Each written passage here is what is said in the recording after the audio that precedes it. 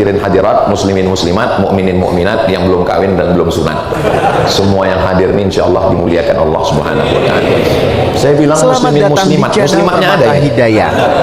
Channel ini berisi kajian yang bermanfaat dan penuh inspirasi untuk bekal kehidupan sehari-hari. Jangan lupa like, share, komen, dan subscribe-nya serta berikan dukungannya supaya channel jadi ini bisa masjid terus ini berkembang. yang mempersatukan kita Selamat adalah menonton ceramah yang disediakan. Maka amat sangat heran Semoga orang kok bermanfaat. malah kelahi di masjid. Saya sholat dan ceramah di satu masjid. Kemudian saya tanya, dulu perasaan pertama kali yang bawa saya ke masjid ini Bapak Anu dulu. Iya Pak Ustadz, dia ketua masjid dulu. Loh, sekarang kok dia nggak datang lagi? Ya dulu yang pertama bawa dia ke masjid ini Ustadz Somad. Terus pas pemilihan kemarin dia kalah. Sejak itu dia nggak ke masjid lagi. Masjid kok malah tidak mempersatukan? Ini yang salah masjidnya atau orangnya? Saya nggak ada ngomong begitu. Bapak Ibu yang menarik kesimpulan. Jadi masjid ini mempersatukan kita. Mau guru besar, mau habib, mau alim, mau faqih, bertemu bersatunya di masjid. Dan hari ini kita melihatnya. Dan ketika terjadi ikhtilaf perbedaan, siapa yang maju ke depan? Yang menyelesaikannya bukan keegoan lebih senior, lebih hebat, bukan. Dikembalikan kepada pendapat ulama berdasarkan Quran dan sunnah Nabi Muhammad SAW. Kalau berkumpul semua orang Tangsel, ini Tangsel betul, maka yang layak menjadi imam adalah wali kota, bukan menurut KPU. Ulil amri yang menjadi imam. Makanya ketika Nabi Muhammad SAW hidup, beliau jadi imam. Setelah beliau meninggal, Sayyidina Abu Bakar Siddiq jadi imam. Setelah Abu Bakar Siddiq, Sayyidina Umar bin Khattab jadi imam. Setelah Umar, Sayyidina Uthman, Sayyidina Ali. Karena pemimpin sholat sekaligus mimpin negara. Maka pilihlah pemimpin negara yang sodako. Iya, sholat, yang sholat, karena sholat yang agama. Maka ketika ulil amrinya sibuk nggak bisa, maka diangkatlah imam ratib. Imam ratib adalah imam tetap yang diangkat. Makanya kalau di Malaysia itu ada sajadah dua, satu di depan, satu di belakang. Saya tanya, kenapa sajadahnya dua? Yang di depan imam ratib, yang di belakang imam cadangan. Karena yang berada di belakang imam itu adalah orang yang kalau kira-kira imam di depan itu nauzubillah sakit, meninggal, pingsan, yang belakang itu bisa langsung menggantikan ke depan. Begitu semestinya. Tapi di masjid-masjid kita kebanyakan di depan imam ratib, di belakang pejabat. Bayangkan kalau imamnya meninggal, dia manggil staf. Nah, jadi ini mesti diajarkan ini. Untuk apa Ustadz jelaskan itu di sini? Toh yang pejabat Ustadz ngomong nggak datang. Memang mereka nggak datang, tapi kan video ini bisa mereka tonton di.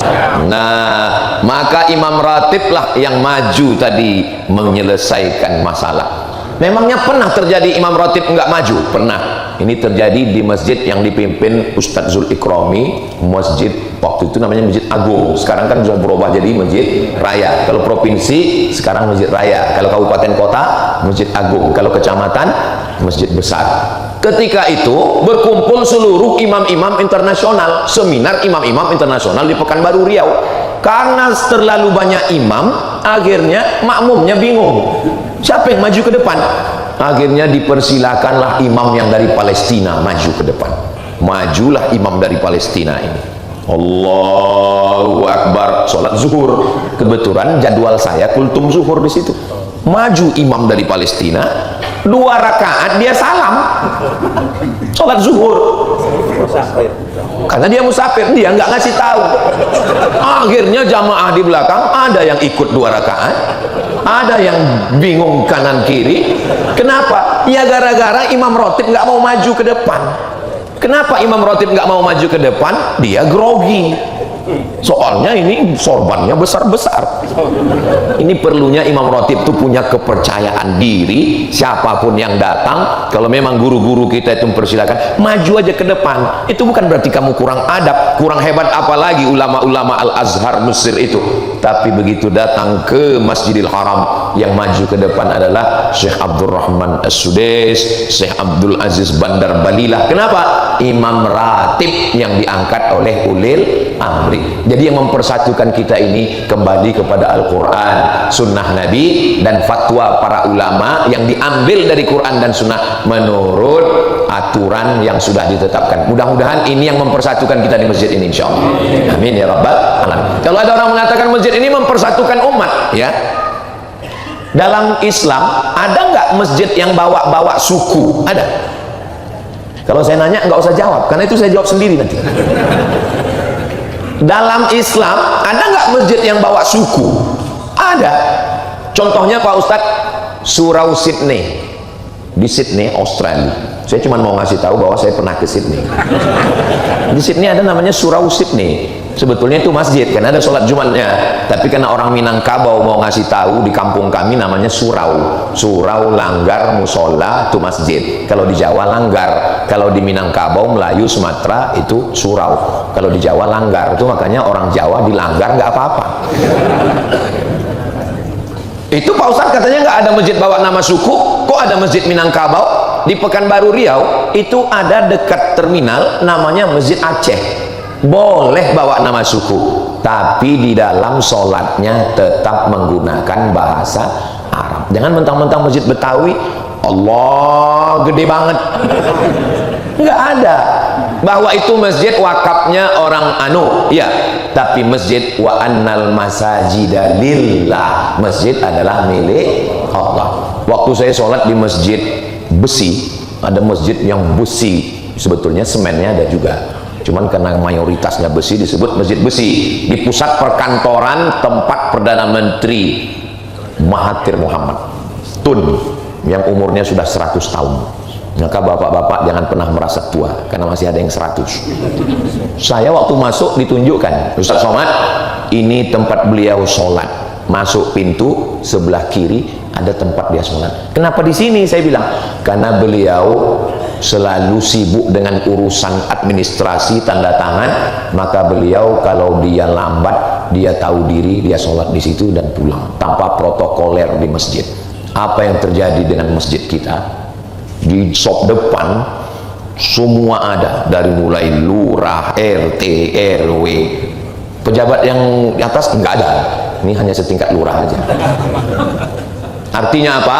Bahwa masjid milik Allah. Kalau kamu datang duluan, maka kamu berhak untuk dimanapun. Ini saya nggak bisa membedakan ini mana orang kaya, mana rakyat jelata, mana diplomat, mana penjual tomat. Semuanya sama di hadapan Allah Subhanahu wa ta'ala. La farqa bainal arabi wal ajam. Nggak ada beda antara Arab dengan yang bukan Arab. Wala farqa bainal abyadi wal aswad.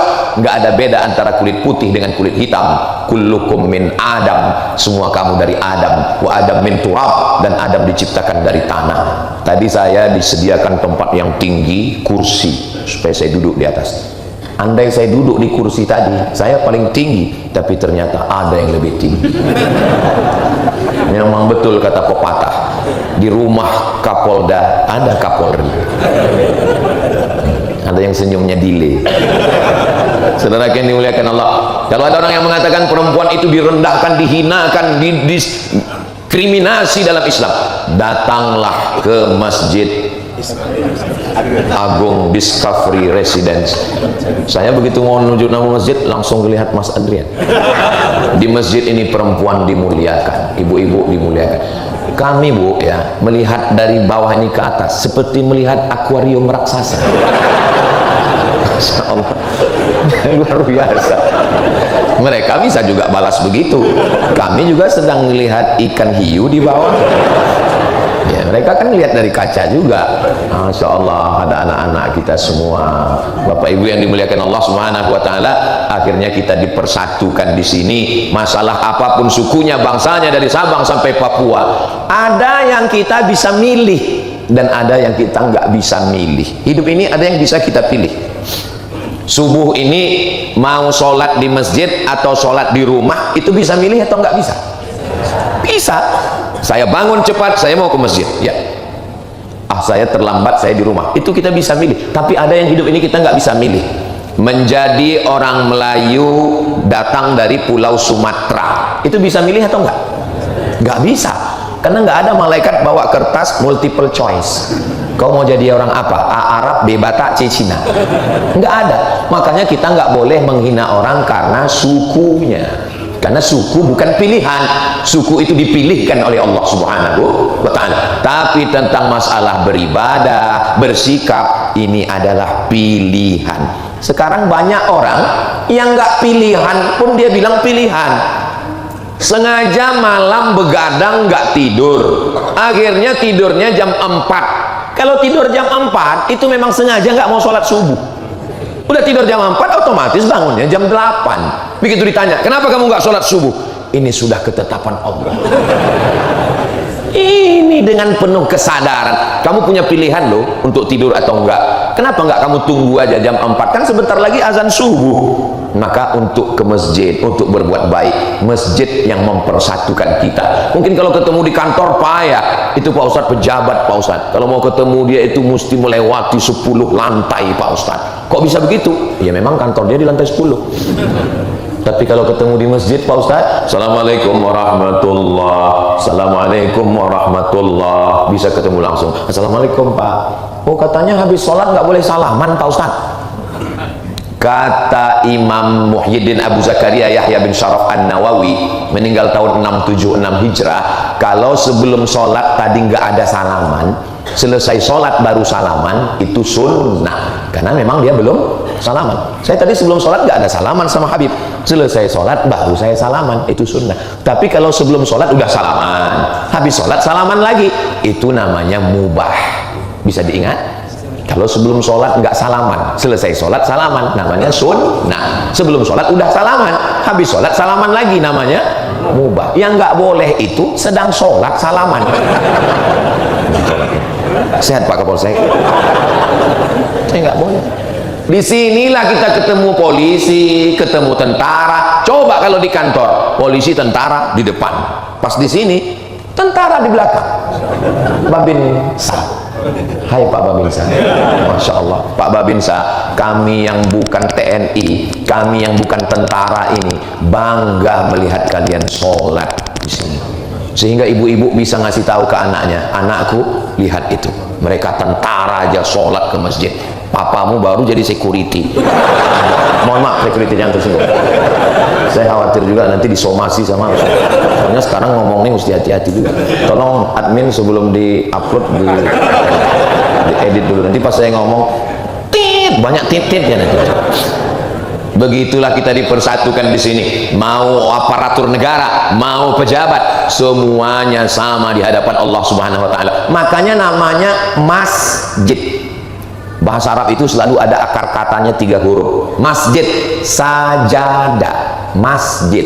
Alasnya karpet, sajadah. Masjid itu dari kata sajadah. Padahal kita lebih lama berdiri. Qiyam, qama, mestinya maqam. Tapi kenapa disebut masjid? Padahal sujudnya tidak lebih lama daripada berdirinya, lebih lama tegaknya daripada sujudnya. Tapi kenapa yang dipakai masjid?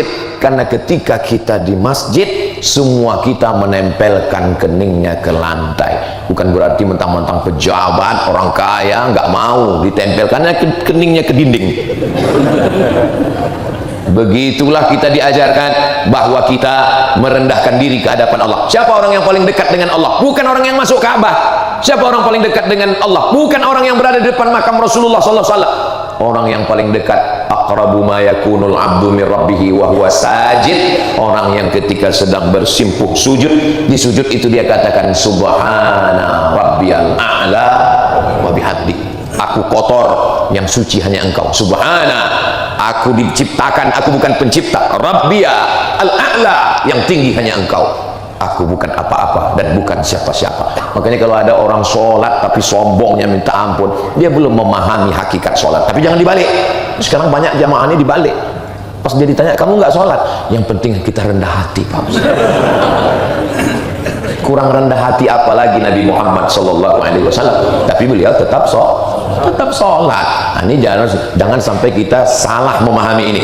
Masjid bukan hanya tempat bertemunya umat, masjid tempat bertemunya peradaban. Ini apa namanya ini? Ini namanya, saya jawab sendiri, kubah ini namanya. Apakah Masjid Nabawi itu ada kubahnya? Enggak ada. Masjid Nabawi itu tiangnya batang korma, atapnya pelepah korma, enggak ada bangunan melengkung di atas.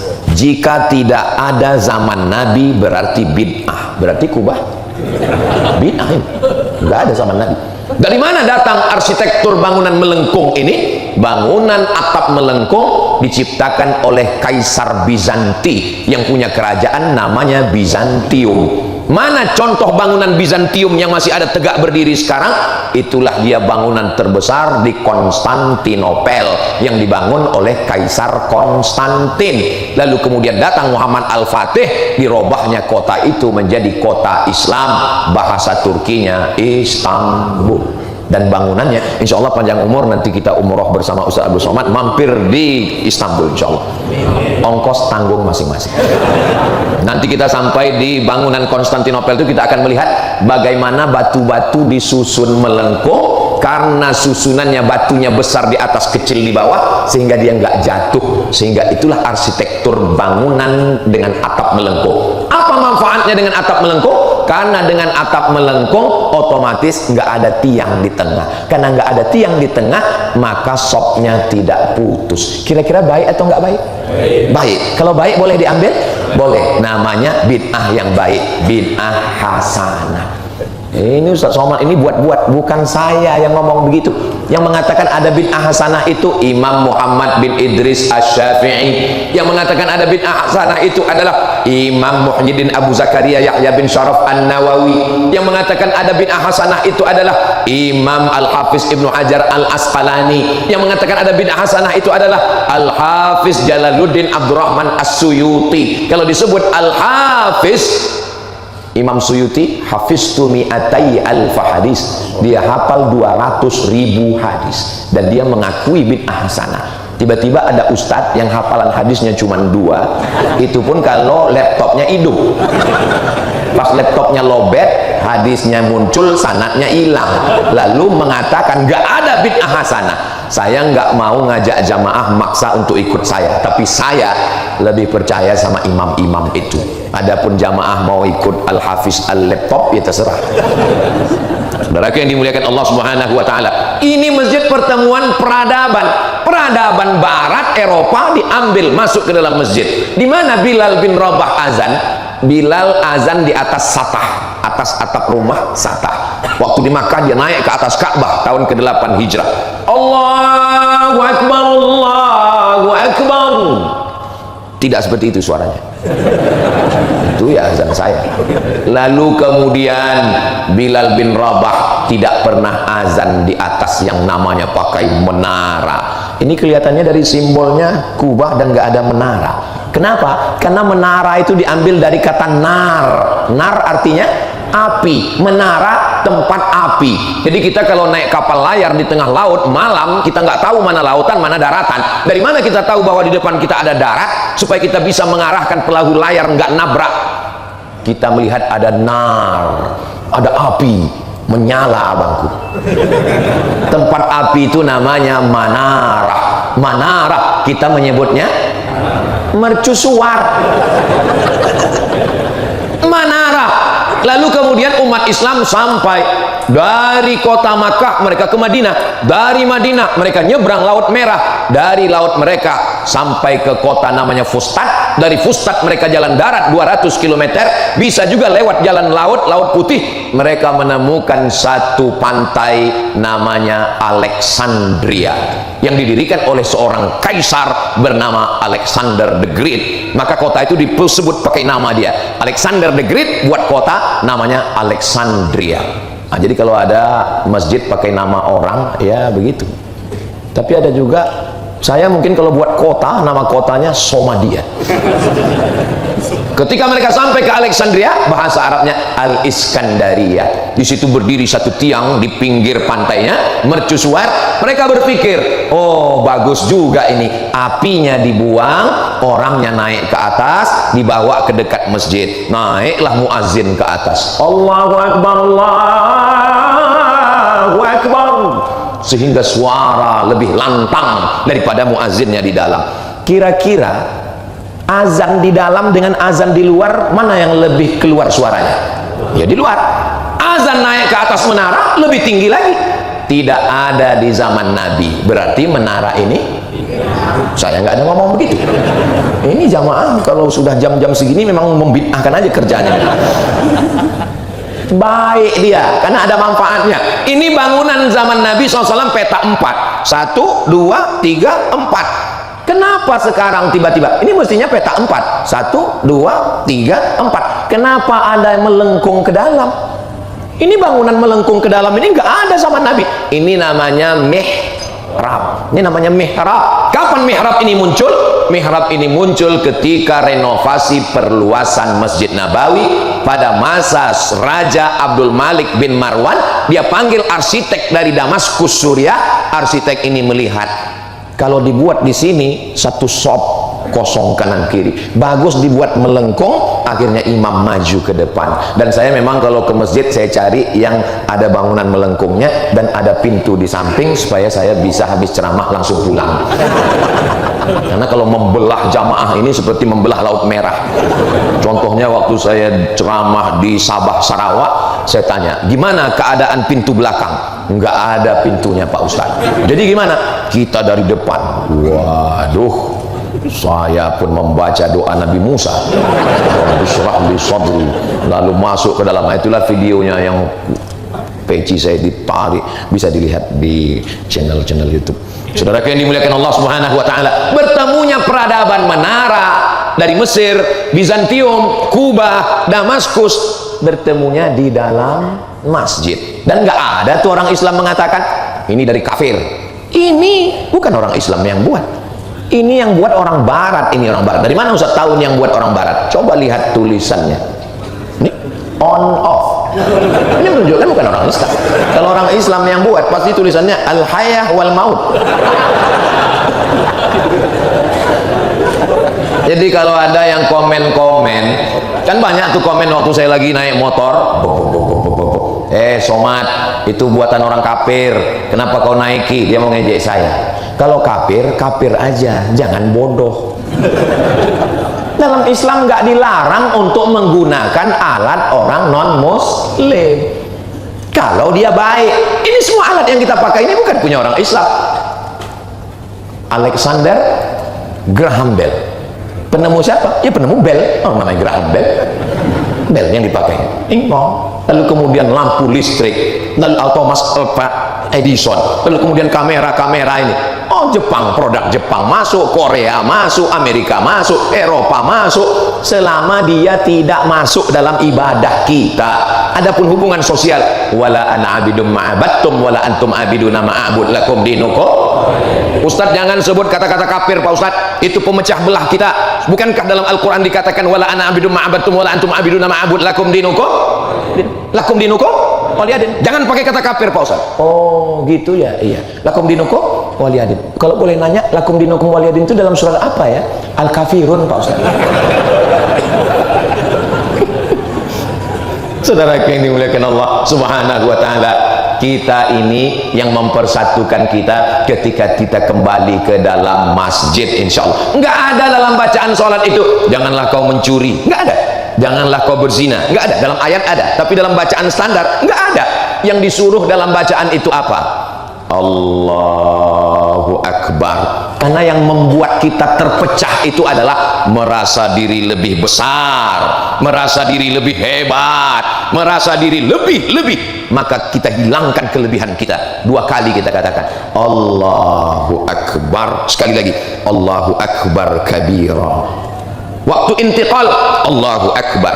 Bangkit sami Allahu liman hamidah. Sujud Allahu Akbar. Duduk antara dua sujud Allahu Akbar. Sujud lagi Allahu Akbar. Duduk lagi Allahu Akbar. Apa maknanya? Kau bukan apa-apa dan kau bukan siapa-siapa. Jadi ibu-ibu, kakak-kakak yang selalu diejek orang, kau kok besar kali badan kau, kata dia. Katakan sama dia Allahu Akbar. Allah Maha Besar. Begitu juga kalau bapak nanti istrinya curhat, mama dietnya gagal pak, mama masih besar. Allahu Akbar, ma. Yang besar itu hanya Allah Subhanahu wa ta'ala. Kadang hidup ini nggak sulit sebenarnya. Yang sulit itu adalah mendengarkan komentar orang. Betul, Bu? Betul. Setelah kita hilangkan keegoan, kesombongan, kebesaran kita, walhamdulillahi katsira. Segala puja-puji hanya milik Allah. Kenapa orang bisa kena penyakit post power syndrome? Dipuji-puji, dimuliakan, ketika tidak lagi dipuji, dulu disambut tala'al badru alaina. Itu sambutan untuk Nabi Muhammad SAW.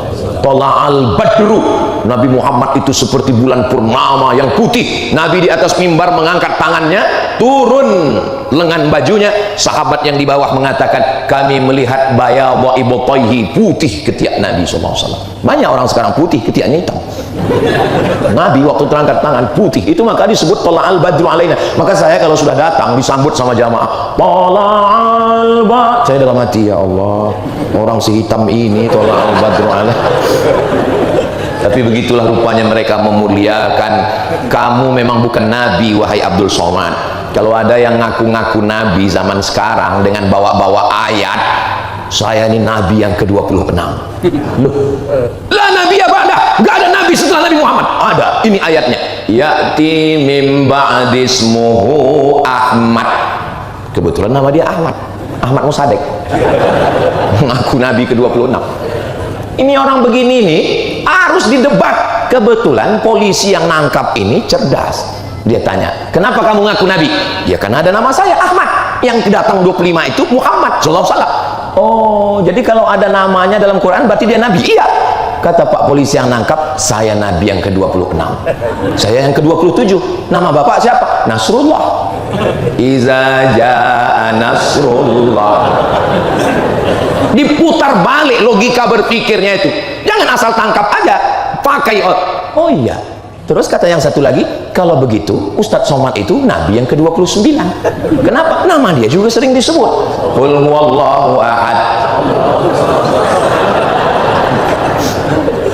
Pakai akal.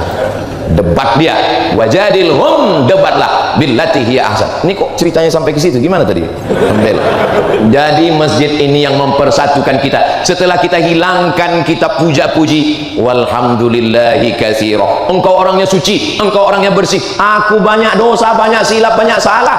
Yang suci hanya Allah. Wa subhanallahi bukratan wa asila. Besok datang ke kantor ya, siap.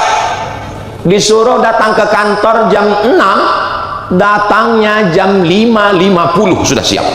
Tapi kalau Allah yang manggil, ayyalas salam,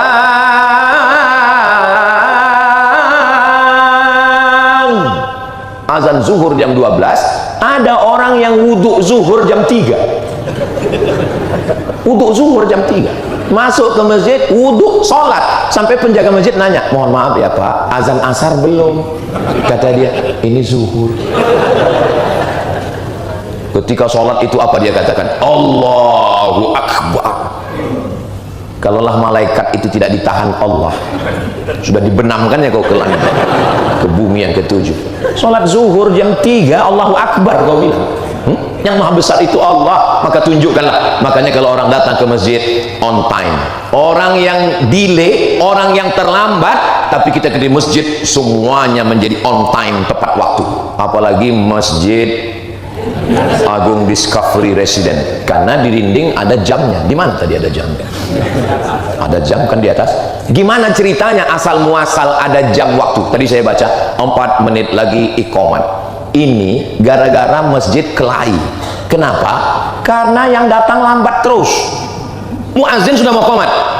Jangan, yang lambat RT, RW, yang wakaf. Jadi yang mau iqamatnya jadi segan. Bahkan satu hari semua sudah datang, iqamat belum juga. Rupanya di masjid itu perintah iqamatnya datang dari yang dibalik tirai di belakang. Qomat, qomat.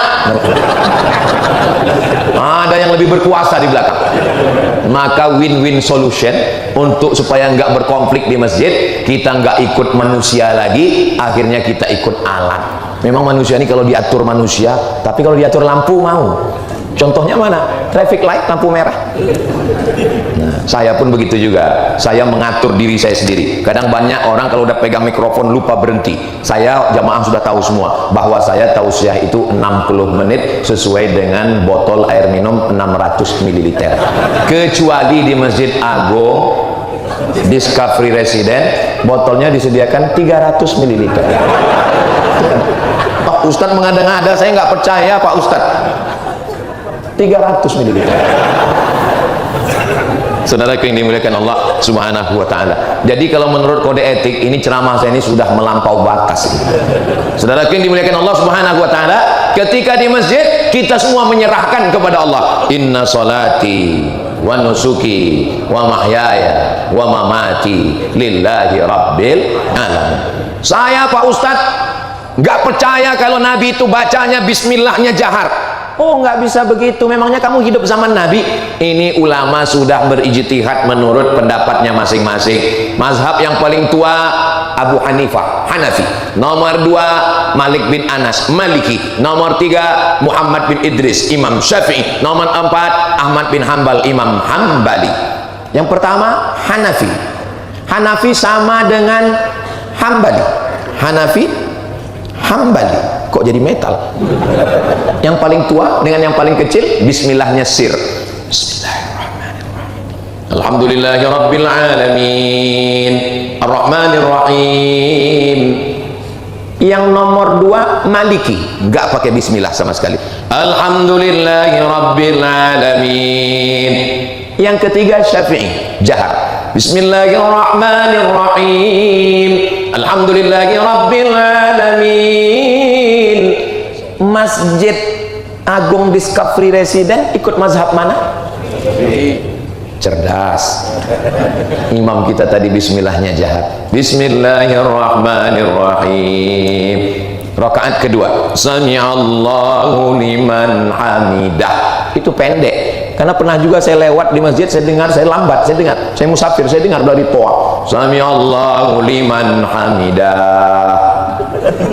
Rupanya nama istrinya Hamidah. Dia mau suruh cepat siapkan makan. Enggak ada itu. Tanya sama Habib kalau nggak percaya sama saya. Sami'allahu liman hamidah. Imam angkat tangan. Allahumma hdina fiman hadait. Mazhab Hanafi dengan mazhab Hambali tidak ada kunut subuh. Mazhab Maliki kunutnya sebelum rukuk. Qul huwallahu ahadun illahus samad lam yalid wa lam yulad wa lam yakul lahu kufuwan ahad. Baca kunut. Kunutnya enggak bunyi, kunut silent. Mazhab Syafi'i kunutnya setelah rukuk waktu i'tidal. Yang diaminkan yang 5. Allahumma hdina fiman hadait wa afina fiman afait wa tawallana fiman tawallait wa barik lana fima a'tait wa qina bi rahmatika syarra ma qadait. Yang 5 ini doa, maka diaminkan. Sedangkan makmum mengaminkan. Adapun yang 5 lagi makmum ikut baca. Fa innaka taqdi wa la yuqda 'alaik wa innahu la yadhillu man walait wa la ya'izzu man adait tabarakta rabbana wa ta'ala falakal hamdu 'ala ma qadait nastaghfiruka wa natubu. Kalau enggak hafal Pak Ustaz ya diam aja. Yang enggak enak lah Pak Ustaz, nanti ketahuan. Ya gerak-gerak aja. Kunut itu artinya doa, tapi jangan bahasa Indonesia. Karena kalau sholat keluar bahasa yang bukan bahasa Arab, batal sholatnya. Saya kan mazhabnya Hambali Pak Ustadz. Ya, guru saya alumni dari mazhab Hambali. Oke, bagaimana kalau imamnya mazhab Syafi'i? Datang orang menemui Imam Ahmad bin Hambal. Wahai Imam Ahmad bin Hambal, ya saya mazhabnya ikut Imam Ahmad bin Hambal. Bagus. Bagaimana kalau imam saya subuh Imam Syafi'i? Kata Imam Ahmad bin Hambal, angkat tanganmu dan ucapkan amin. Ini sekarang banyak makmum ini nggak mau ikut imam. Imamnya angkat tangan, Allahumma hdina fiman hadait, amin. Oh dia amin, ini enggak? Allahumma hdina fiman hadait, enggak mau. Imam Ahmad bin Hambal sendiri, imam mazhabnya ngatakan, angkat tanganmu dan katakan amin. Iya Pak Ustadz, tapi kata guru kami kunut subuh itu bid'ah Pak Ustadz. Imam Ahmad bin Hambal meninggalnya tahun 241, makamnya di Baghdad, Irak. Imam Syafi'i meninggal tahun 204, makamnya di Fustat, Kairo, Mesir. Imam Ahmad bin Hambal belajar fikih, hadis, tafsir kepada Imam Syafi'i. Apakah mungkin Imam Ahmad bin Hanbal mengatakan Imam Syafi'i itu pelaku bid'ah? Gurunya sendiri, bro. Dalam manaqib biografi Imam Syafi'i, apa komentar Imam Hanbali?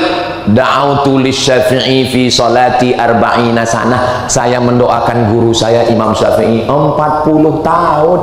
Fi solati, bukan di luar solat, dalam solat saya doakan Imam Syafi'i. Berapa lama saya doakan? 40 tahun. Apa bunyi doanya? Rabbil firli wali walidayya wali Muhammad bin Idris Asy-Syafi'i. Ya Allah, ampunkan saya, ampunkan ayah saya, ampunkan ibu saya, dan ampunkan guru saya Imam Syafi'i. Nggak mungkin Imam Hambali membid'ahkan Imam Syafi'i. Yang baru belajar mazhab Hambali cuman S1, itu pun 16 kali tatap muka, potong pertemuan pertama dan mid semester serta ujian akhir semester, itu pun cuman presentasi, berani membid'ahkan. Saya pokoknya nggak mau ikut kunut subuh. Kenapa? Kemarin waktu saya umroh, saya sholat di Masjid Nabawi 4 kali subuh, nggak ada kunutnya. Baru sholat 4 kali. Ulama-ulama kita yang dari Makkah itu 40 tahun berkunut subuh. Ustaz Somad ini kayaknya anti mazhab yang lain. Saya ngisi pengajian hadis di Masjid Muhammadiyah 4 tahun.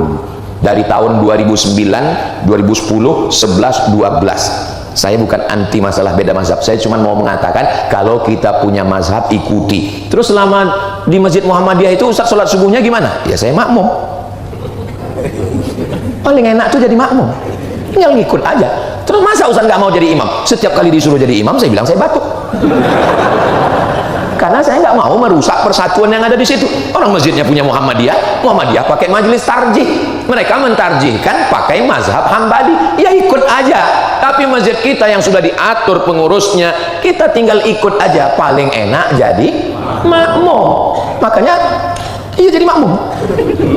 Selesai sholat, assalamualaikum warahmatullah, assalamualaikum warahmatullah, astagfirullahaladzim, astagfirullahaladzim, langsung pulang.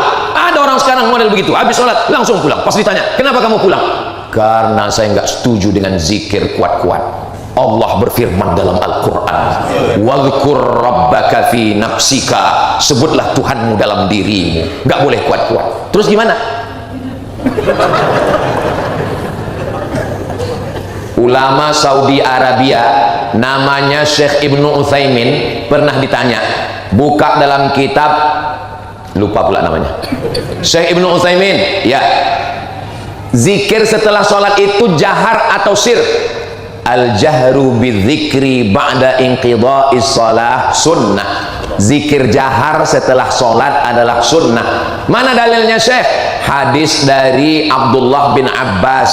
Abdullah bin Abbas di luar masjid, dia mendengar suara al-jahru bidzikri. Nabi dan sahabat zikir dalam masjid yang suaranya terdengar sampai keluar masjid. Padahal waktu itu belum ada mikrofon. Kira-kira sebesar apa suara Nabi dengan sahabat di masjid waktu itu? Oke, kita hilangkan dulu bid'ah ini.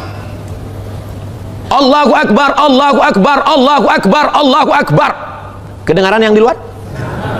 Begitulah kuatnya zikir mereka waktu itu, sampai suara Nabi terdengar dari dalam Masjid Nabawi. Abdullah bin Abbas mendengarnya di luar. Al-jahru bidzikri. Tapi jangan gara-gara ini, kalau jahar ya jahar biasa aja. Subhanallah, subhanallah, subhanallah. Jangan karena tahu beda mazhab, kebetulan kawan di sebelah nggak suka yang jahar, langsung diarahkan ke dia. Subhanallah.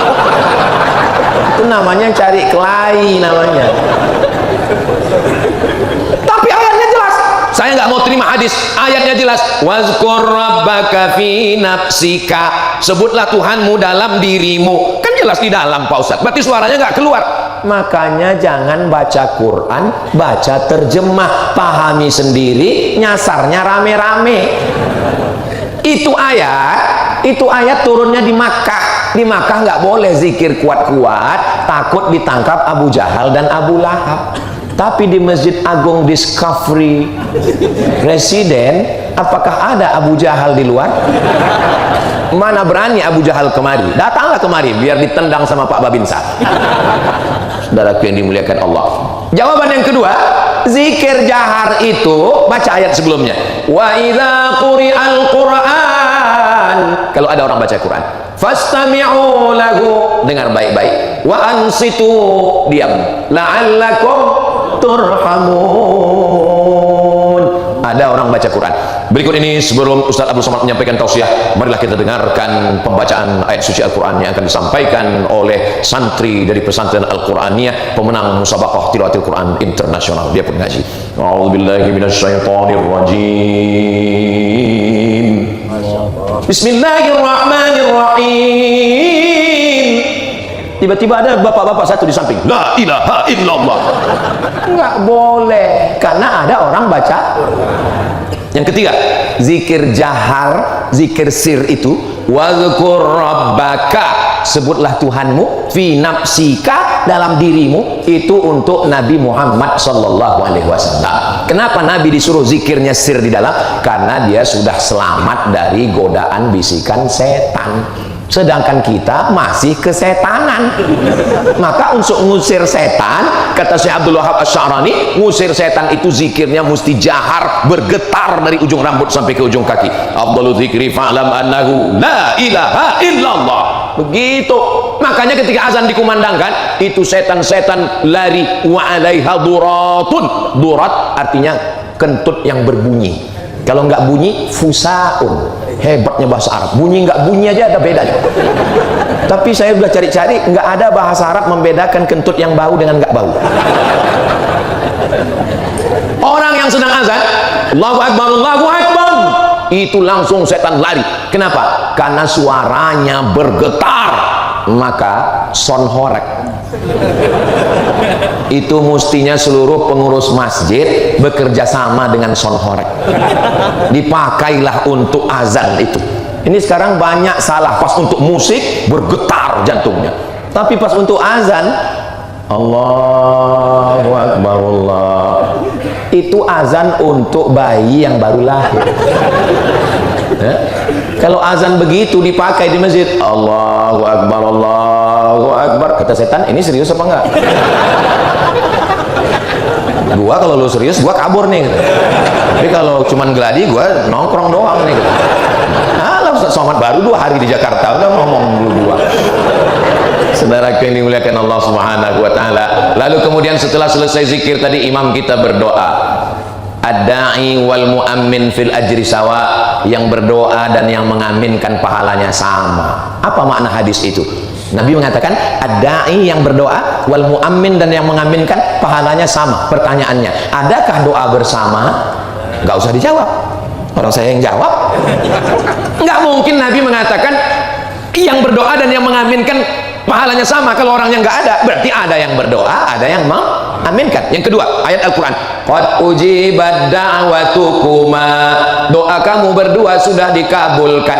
Padahal yang berdoa cuman Nabi Musa. Nabi Harun di situ nggak berdoa, Nabi Musa cuma mengatakan amin, amin. Jadi berdoa satu orang, mengaminkan yang lain, itu sudah ada di dalam Al-Quran pada Nabi Musa. Nabi naik ke atas mimbar.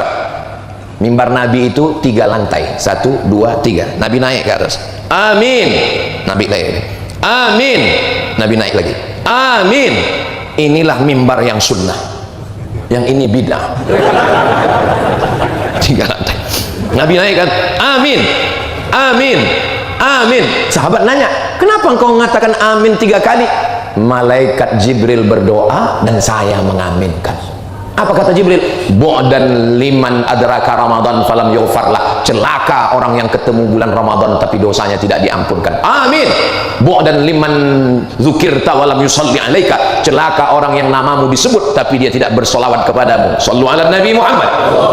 Allahumma shalli wa sallim wa barik alaih. Bu'dan liman adraka walidahul kibara ahaduhuma aw kilahuma falam yudkhilahul jannah. Celakalah orang yang ketemu dengan kedua orang tuanya, bapaknya, ibunya atau salah satunya, tidak menyebabkan dia masuk surga karena tidak berbakti kepada keduanya. Amin. Adakah doa bersama? Ada. Bahkan doa bersama itu diaminkan oleh para malaikat. Makanya yang nggak hafal doa, malas berdoa, tinggal ngaminkan aja. Amin. Apa susahnya? Amin. Kamu kenapa tadi habis sholat langsung pulang? Soalnya doa saya sama doa imam lain, Pak Ustaz. Lain gimana? Imamnya minta hujan, terus saya jual es krim, Pak Ustaz. Yang dia minta hujan itu maksudnya turunkan rahmat, itu maksudnya hujan, itu dia doa. Kamu kenapa nggak ikut doa sama imam? Doa yang lama aja belum makbul, Pak Ustaz. Emangnya kita tahu sholat kita tadi diterima Allah? Enggak. Lalu kenapa kita tetap sholat? Karena kita berhusnuzon kepada Allah. Mudah-mudahan Allah menerima semuanya, insya Allah. Doa.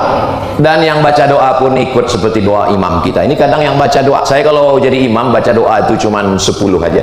Allahumma inna nas'aluka salamatan fid din wa afiatan fil jasad wa ziyadatan fil ilmi wa barakatan fil rizqi wa taubatan qablal maut wa rahmatan indal maut wa maghfiratan ba'dal maut. Allahumma hawwin alaina fi sakaratil wan najata minan nar wal afwa indal hisab. Cukup. Tutup dengan doa untuk orang tua, Rabbi firli wali walidayya. Tutup doa untuk anak, Rabbi habli minas solihin. Tutup dunia akhirat, Rabbana atina fid dunya hasanah. Tutup untuk supaya terbuka baca Al-Fatihah. Selesai. Saya pernah acara diundang wali kota yang doa setengah jam. Pertama tangan jamaah ke atas semua, mulai 5 menit langsung turun ke bawah. Orang kalau berdoa tangannya di paha, itu artinya terserah Allah mau ngasih-ngasih. Nabi itu berdoa tangannya naik ke atas. Bahkan ketika untuk yang doa minta hujan, arisna, arisna, arisna, turunkan hujan, Nabi naik sampai ke hadapan wajah. Tangan itu cara yang pertama, telapak tangan ke atas. Cara yang kedua, telapak tangan ngadap ke wajah. Cara yang ketiga, untuk istisqa tangan diangkat sampai tinggi. Cara yang keempat, telapak tangan yang ngadap ke tanah, punggungnya ke atas untuk tolak bala. Allahumma dafa'annal ghala wal waba wal fahsya wal riba wal zina wal munkar. Jangan nanti karena kita nggak tahu kita salahkan orang. Pas khotib Jumat berdoa, Allahumma dafa'annal ghala wal waba wal fahsya. Ada makmum yang ke bawah gini, wah kayaknya ISIS.